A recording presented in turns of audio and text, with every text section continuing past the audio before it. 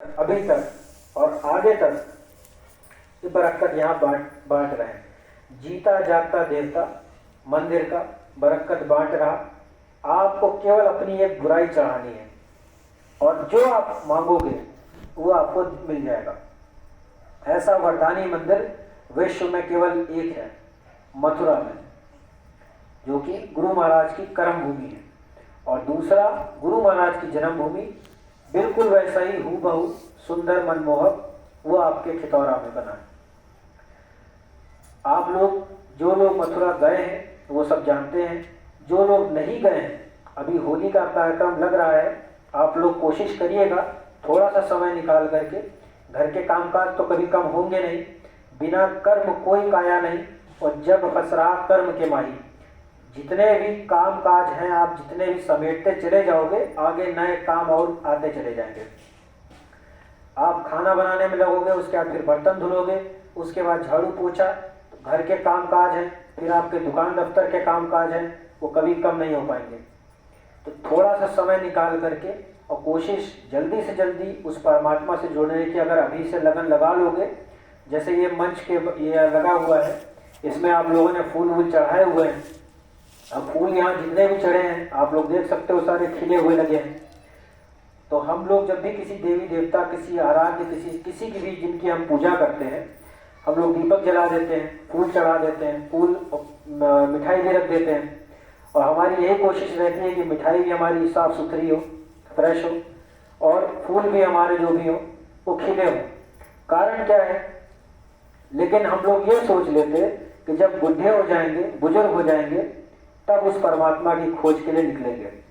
जब गिनती के 5 साल, 2 साल, 10 साल बचे होंगे, तब हम उस परमात्मा के लिए रामचरितमानस पढ़ेंगे, गीता पढ़ेंगे। लेकिन जवानी में हम उसकी तरफ नहीं जाते। तो जिस तरह ये फूल आपने जो चढ़ा रखे हैं, ये खिले हुए हैं, बासी फूल नहीं चढ़ाए आपने, तो बासी सांस क्यों चढ़ाते हो? अपने शरीर को जितनी जल्दी आप उस परमात्मा के भक्ति में लगा दोगे, 2 तरीके के काम होते हैं, एक आपका भौतिक और एक आपका आध्यात्मिक। भौतिक काम क्या है? जो आपका दुकान दफ्तर, ये जो आपका बिजनेस है, ये आपका भौतिक है, इसी से आपका घर चल रहा है। लेकिन आपका आध्यात्मिक काम वो भी इसी से टूट रहा है। आप अगर काम में ज़्यादा उलझ जाओगे तो अध्यात्म की तरफ आप पहुँच ही नहीं पाओगे। और आध्यात्म की तरफ अगर आप नहीं पहुँचोगे, आखिरी समय में पहुँचोगे, तो अब पछतात होत क्या जब चिड़िया चुग गई खेत। अब 1-2 साल बचा है, मरने वाले हो, तो वो प्रभु भी कहेगा कि भाई हमने आपको 40 साल के लिए ये दिया था शरीर, और 40 साल में तूने केवल मेरे लिए 1 ही साल निकाला। तो वो भी कोई कृपा नहीं करेगा और भेज देगा किसी 84 में। 4 तरीके के गुरु महाराज बताते थे सेंट्रल जेल है, अंडज, पिंडज, उखमज और स्थावर। अंडज होता है जो अंडे से पैदा होते हैं, उखमज होते हैं ये जो बरसाती कीड़े मकोड़े होते हैं, जिनकी आयु 10-15 दिन की होती है, उसके बाद ये खत्म हो जाते हैं। उसके बाद आता है पिंडज। पिंडज मतलब जो माँ की पिंड से, माँ की गर्भ से पैदा होते, वो होते हैं पिंडज योनि।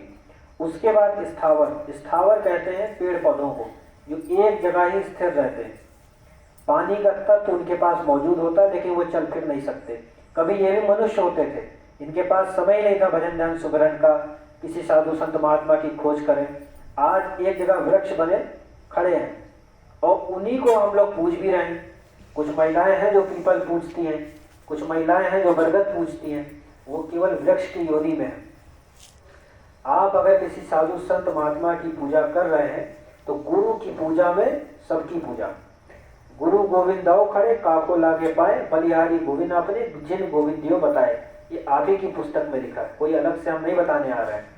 लेकिन आप लोग बड़े बन जाओगे। तो कबीर साहब ने ये भी लिखा, बड़ा भय तो क्या बड़ा, जैसे पेड़ खजूर, पक्षी को छाया नहीं और फल लागे अति दूर। तो बड़े होने का इतना भी कोई मतलब नहीं है। खजूर का पेड़ लंबा चौड़ा अच्छा खासा होता है, लेकिन ना वो छाया दे सकता है और फल भी उसके बहुत दूर हैं। तो ऐसे बड़े होने का फायदा क्या? गुरु महाराज ने बहुत पहले अपने कुछ शिष्यों को एक आदेश दिया था, वो था टाट पहनने का।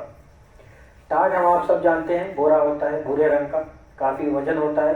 अगर उसको हमने धुल के सुखा दिया तो घंटा 2 घंटा से और ऊपर उसको सूखने में लगेगा, इतनी जल्दी ना वो सूखेगा।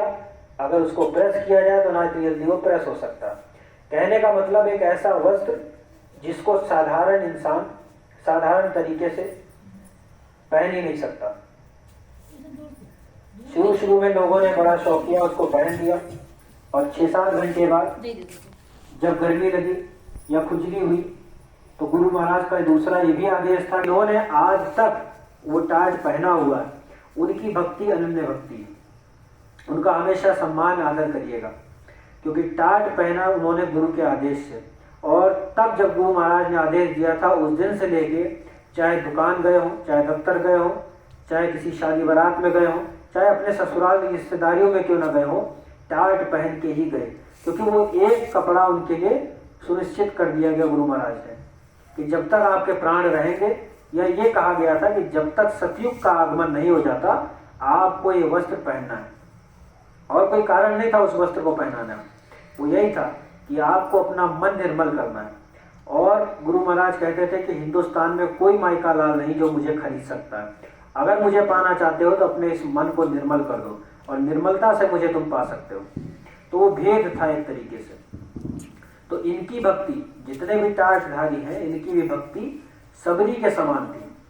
सबरी आप सब जानते होंगे, मतंग ऋषि की शिष्या थी और बहुत ही छोटी थी। जब मतंग ऋषि अपने धाम को जाने लग गए तो सबरी ने कहा कि हे नाथ, हे प्रभु, हमें भी अपने संग ले चलो।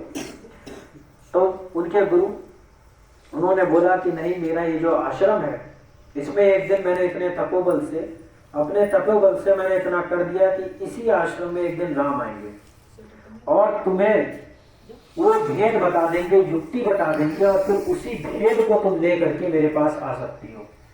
तो केवल गुरु का आदेश था और केवल अपने गुरु के मोह से उनको गुरु के पास जाना था, इस वजह से उन्होंने पूरी जिंदगी राम का इंतजार किया। और कोई दूसरा, और उनसे कोई फायदा नहीं था राम जी से उनको दूसरा कोई मतलब नहीं था। केवल गुरु महाराज जो उनके गुरु ने बताया उस आदेश का पालन किया। नहीं तो अगर उनका गुरु भरत और शत्रुघ्न बोलता तो वो पूरी जिंदगी भरत और शत्रुघ्न का इंतजार करती, क्योंकि गुरु का आदेश था राम और लक्ष्मण आएंगे मेरे इस कुटी में। तो राम और लक्ष्मण का उन्होंने पूरी जिंदगी इंतजार किया। और जब वृद्धावस्था में आ गई तो सबरी को ये चिंता खाए जा रही थी, जैसे एक आम का पेड़ में आम लगा होता है और पक चुका है आम, और पका हुआ आम डाल से कभी भी टूट के नीचे गिर सकता है। तो ठीक उसी तरह सबरी को लग रहा था, अब मैं वृद्धावस्था में आ गई हूँ, किसी भी वक्त मेरे साथ कुछ भी हो सकता है, तो इससे पहले मेरा ये प्राण निकल जाए और ये शरीर, ये जन्म व्यर्थ हो जाए, कृपा करके हे प्रभु अब आ जाओ। तो एक दिन ऐसा हुआ कि राम और लक्ष्मण दोनों लोग ढूंढते ढूंढते उनकी कुटी में पहुंच गए। तो सबरी उनको पहले तो पहचान ही नहीं पाई, क्योंकि हमारी ये जो जड़ आंखें हैं, अगर वो अनामी महाप्रभु हमारे सामने आ जाएंगे तो हम इन जड़ आंखों से उनको नहीं पहचान सकते।